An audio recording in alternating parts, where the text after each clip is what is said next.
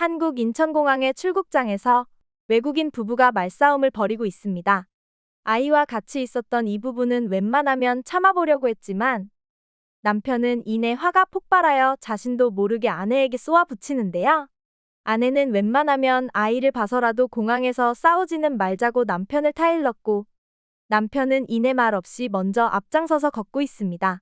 출국장 문을 스웨덴 남편이 나서는 순간 자신이 상상했던 한국의 모습과 너무나도 다른 광경에 이윽고 아내에게 잘못했다고 속삭이는데요. 대체 이 부부는 어떤 일을 겪게 된 것일까요? 지금부터 해당 사연 알아보겠습니다. 안녕하세요.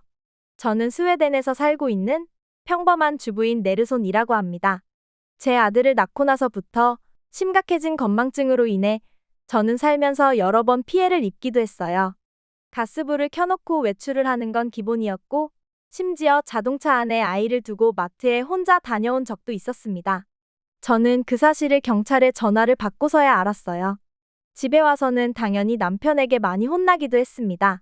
어떻게 보면 심각한 수준의 단계까지 갔다고 생각이 들 정도였죠. 그래서 항상 확인하는 버릇이 생겼어요. 제가 아는 부분에 있어서도 저는 2번, 3번 체크를 하면서 살았고 저 자신을 믿을 수조차 없었죠. 이런 저에게 살면서 한 번 겪기도 힘든 일이 생겼는데요. 바로 저희 가족의 최초의 해외여행에서 생긴 일이었어요. 제 남편은 프로그래머입니다. 스타트업 회사에서 일을 하고 있기에 일하는 시간이 남들보다는 더 길어요. 성공을 하기 위해서는 당연히 겪어야 하는 과정이라고 남편은 입버릇처럼 이야기하기도 했습니다. 그렇기 때문에 저는 남편을 도와주기 위해서 최대한 아이와 집안일에 대해서는 신경을 안 쓰게 하기 위해 노력을 많이 했어요. 저희 가족을 책임져주는 남편을 위해서 당연히 해야 하는 일들이라고 생각을 했죠. 남편은 거의 1년 동안 주말도 반납하면서 근무를 해왔어요. 저희의 모든 재산을 투자해서 만드는 회사인 만큼 그 책임감은 말로 할 수 없을 정도였으니까요. 그렇게 창업을 한 회사가 1년이 넘어갈 때쯤 드디어 남편은 숨통이 좀 트이는 것 같다고 하더군요. 이제는 남들처럼 주말에도 쉬고 휴가도 챙겨서 쉴 수 있을 만큼 여유가 생겼다고 했어요. 그러면서 저에게 해외여행을 한번 다녀오자고 했습니다. 1년 동안 혼자서 집안일에 육아까지 하는 저에게도 휴식이 필요한 것 같다면서요. 물론 저는 좋았어요. 저 역시 1년 동안 혼자서 육아를 도맡아서 하면서 스트레스가 많이 쌓이기도 했거든요. 남편은 회사에 일본인 동료가 있어서 일본 쪽으로 여행을 가자고 했고 여행지에 대해서는 별다른 의견이 없던 저는 남편의 의견을 따르기로 했습니다. 남편을 대신해서 저는 일본에서 머물 숙소와 항공권을 알아보기 시작했어요. 숙소는 의외로 쉽게 예약을 했고 저는 여행 경비 중 가장 많은 부분을 차지하는 항공권을 알아보기 시작했습니다. 그런데 핸드폰으로 항공권을 알아보는 도중에 제 친한 친구인 스튜어트가 한국의 재밌는 드라마라며 유튜브 링크 하나를 보내줬어요. 저는 무심결에 그 링크를 눌러서 봤습니다. 사랑의 불시착이라는 드라마였어요. 현빈과 손예진이라는 주인공이 나오더군요. 평소에 드라마나 미디어는 육아를 하면서 그다지 볼 기회가 없었습니다. 하지만 한국 드라마를 보게 되니까 저는 멈출 수 없을 정도로 계속 시청을 하고 있었어요. 그러다가 정신을 차리고 저는 항공권을 예매해야 한다는 생각이 들었습니다. 저는 별 생각 없이 저의 남편의 스케줄에 맞춰서 항공권을 예매했고 그 뒤로는 여행을 가기 위한 준비만을 했죠. 하지만 남편과의 모든 여행 준비를 다시 한번 체크를 하지 않았다는 것을 저는 스웨덴 국제공항에 도착하고 나서야 후회했는데요. 사실 남편도 제 건망증과 덤벙거리는 성격에 대해서는 잘 알고 있었어요. 그러나 앞서 말씀드린 대로 저 나름대로 극복해보자 열심히 노력하고 확인하고 또 확인하는 버릇을 만들었기 때문에 최근에는 별 걱정 없이 살아왔기도 했습니다. 그리고 요즘은 비행기 티켓을 실물로 가지고 다니는 사람들은 아마 없을 거예요.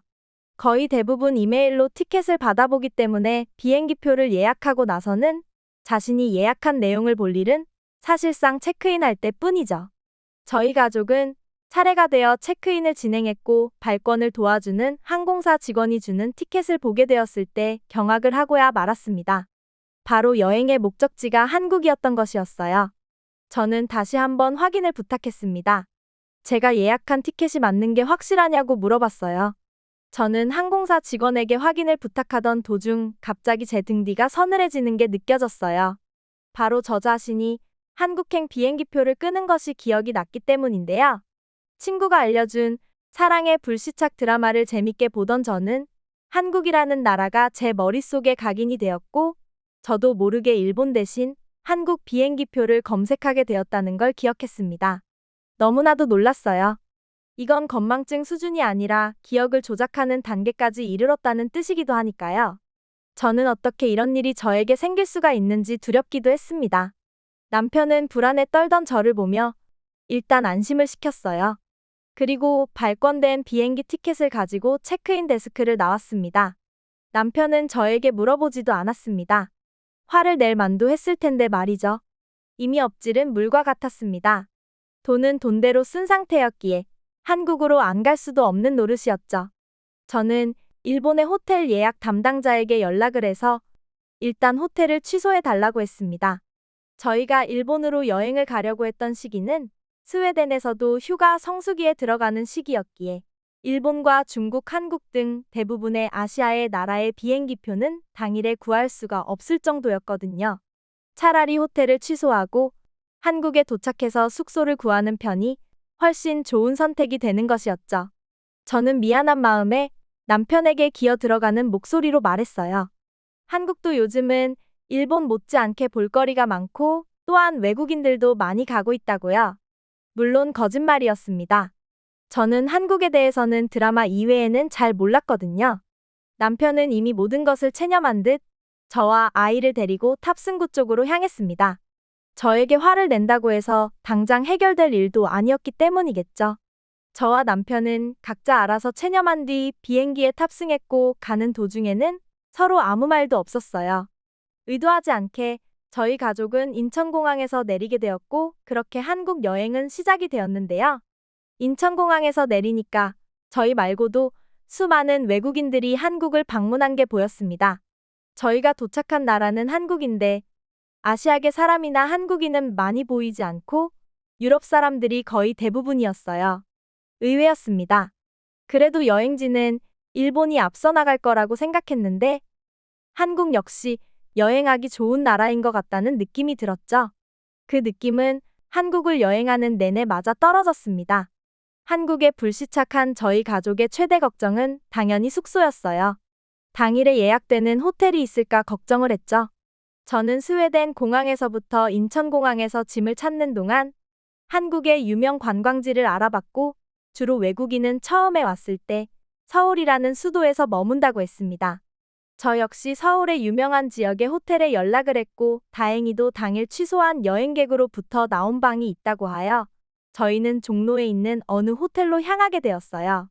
서울은 생각보다 볼 게 많은 도시처럼 보였습니다.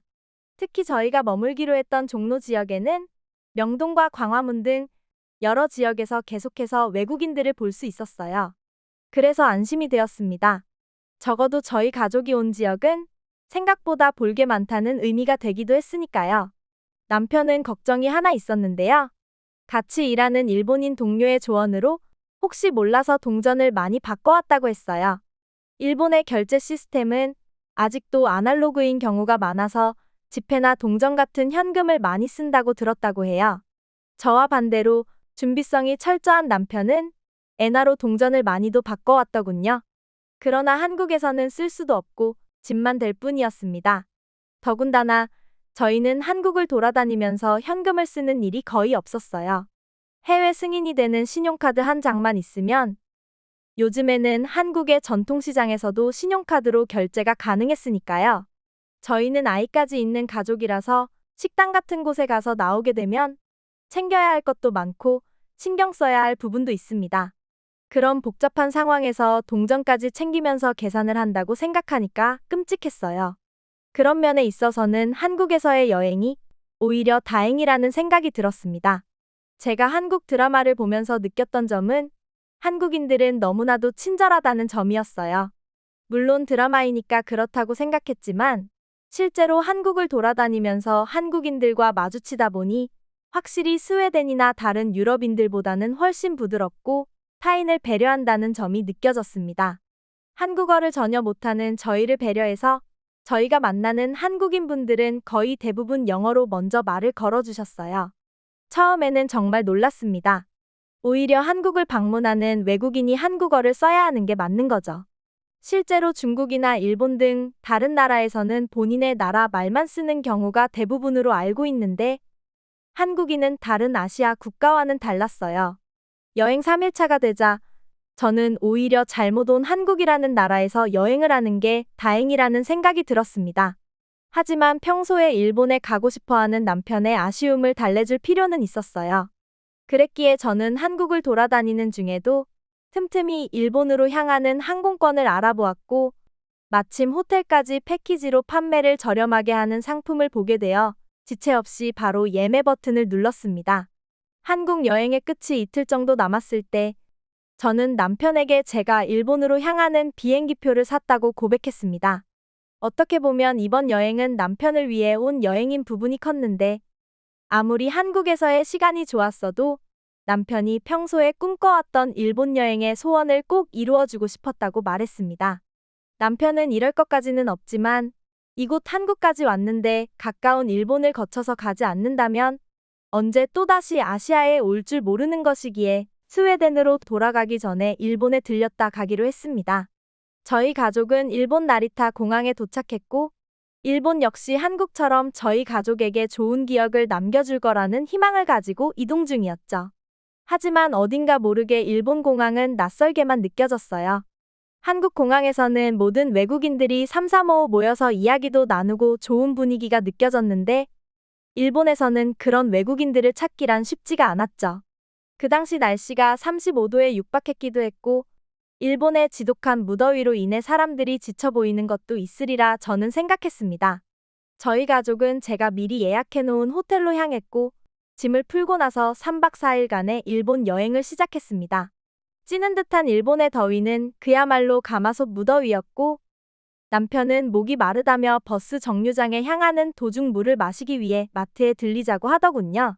그런데 물을 사고 결제를 하기 위해 남편이 비자카드를 꺼냈는데 계산대의 직원은 비자카드는 본인 매장에서 지원이 되지 않는다고 했습니다. 일본에서만 사용할 수 있는 카드 또는 현금으로만 계산이 가능하다고 하더군요. 요즘 세상에 카드 결제가 안 되는 마트라니요. 저는 아직도 그런 곳이 존재할 줄은 꿈에도 몰랐습니다. 다행히도 공항에서 미리 환전해둔 엔화가 조금 있어서 계산은 끝낼 수 있었지만 저와 남편은 일본에 도착한 첫날에 환전한 일본 엔화를 모두 써버리는 상황에 이르렀습니다. 일본은 생각보다 카드를 사용할 수 있는 곳이 많지가 않더군요. 심지어 버스를 타고 이동할 때에도 일본 버스는 회사가 너무나도 많고 결제 시스템도 제각각이라서 현금만 낼 수 있는 버스들도 많았습니다. 한국처럼 환승은커녕 기본 요금 자체도 동네마다 달라서 저는 공항에서 환전해온 일본 엔화를 일본 도착 당일 모두 써버리고야 말았죠. 그래서 둘째 날은 어쩔 수 없이 환전소부터 가야만 했습니다. 일본은 친절의 나라라고 듣기는 했으나 실상 일본인들은 그다지 친절하다는 느낌이 들지 않았습니다. 손님이 왔는데도 눈은 마주치기는커녕 인사조차 안 하고 손만 까딱까딱하면서 환전 업무만 해주는 곳이 많더라고요. 한국과 정말 비교가 많이 되었습니다. 한국에서는 어딜 가도 가게 직원들이 친절하게 인사부터 해주는 곳이 대부분인 것에 반해 일본은 유독 외국인 관광객에게는 불친절하다는 느낌을 많이 받았어요. 그런데 저만 그렇게 느낀 게 아니더군요. 나중에 스웨덴으로 돌아와서 일본 여행을 다녀온 외국인들의 후기를 살펴보니 일본인들은 최근 엔저 현상으로 인해 외국인들이 일본에 많이 몰리는 것에 반감을 가지고 있는 사람들이 많다고 했습니다. 어떻게 보면 지역 상권도 살려주고 내수 경제도 도와주는 것이 바로 외국인 관광객인데도 불구하고 일본인들은 자국민이 아니면 모두 불편하게 생각하는 경우가 많다고 했습니다. 한국과는 너무나도 대조되는 분위기였어요. 한국에서는 사실 저희가 외국인인 것을 잊어버릴 정도로 어딜 가도 한국인에게 대하는 것처럼 저희도 대우받는 느낌을 항상 받았습니다. 결국 스웨덴으로 돌아온 남편은 일본 여행에 대해 좋지 않은 기억만 남는다고 토로해왔고 오히려 한국에 실수로 갔다 온 것이 남편 인생에 있어서 가장 즐거운 여행이었다고 저에게 말해주더군요. 저 역시 한국과 일본 두 나라 잘 몰랐었지만 이번 기회에 제가 여행하기 좋아하는 나라가 어떤 곳인지 깨닫게 되는 기회가 되기도 했습니다. 오늘은 스웨덴에서 사연을 보내주신 네르손님의 이야기를 보셨는데요. 여러분의 감상 내용을 댓글로 남겨주세요. 시청해주셔서 감사합니다.